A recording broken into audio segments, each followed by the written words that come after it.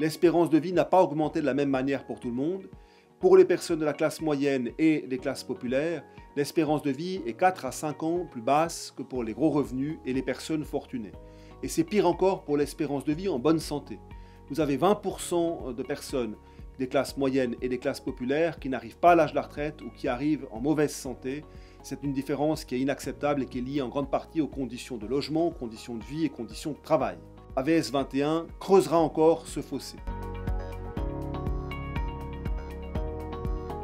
L'autre argument du Conseil fédéral, c'est que le fonds AVS ne serait pas suffisamment doté et que dans quelques décennies, il serait à sec. C'est faux, les chiffres du fonds AVS montrent l'année dernière des bénéfices records. 2,6 milliards de bénéfices, c'est extraordinaire, le fonds AVS se porte très bien. Le nombre de personnes qui cotisent à l'AVS et le nombre de personnes qui sont au bénéfice de l'AVS reste stable depuis la création de cette assurance sociale. Pourquoi ? Parce que les femmes ont intégré le marché du travail et parce que la masse salariale sur laquelle les cotisations sont prélevées a augmenté ces dernières années.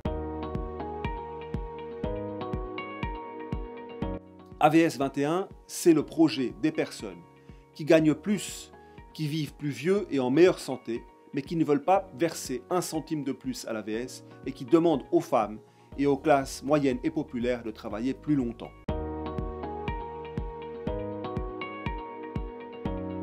Les femmes vivent plus longtemps que les hommes, c'est juste, mais elles ont des salaires qui sont en moyenne plus bas et elles ont des rentes qui sont un tiers plus bas que les rentes des hommes.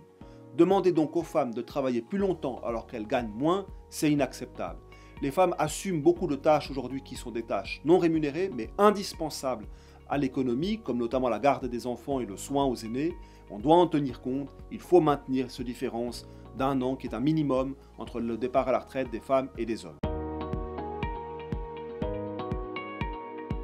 Le Conseil fédéral utilise de nouveau une novlangue en disant qu'il faut flexibiliser l'âge de départ à la retraite. Ce qui va se passer, c'est que les personnes qui ont des moyens financiers importants partiront à la retraite à 62 ans. Les personnes dans le secteur bancaire, les hauts cadres, partent déjà avant la soixantaine, les articles sont sortis récemment. Par contre, les personnes qui auront des rentes insuffisantes parce que leurs salaires sont bas, c'est souvent d'ailleurs les métiers les plus pénibles, eux vont devoir travailler jusqu'à 70 ans. Les compensations d'AVS 21 sont un leurre. Ce sont uniquement les 9 premières générations qui vont en bénéficier et elles ne compensent même pas l'intégralité de la perte. Au-delà de ces 9 premières générations, il n'y a plus rien. C'est l'augmentation pure et simple de l'âge de la retraite et la baisse des rentes. Les jeunes ont intérêt à voter contre AVS 21. Ce sont elles et eux qui seront les grands perdants si cette contre-réforme passait.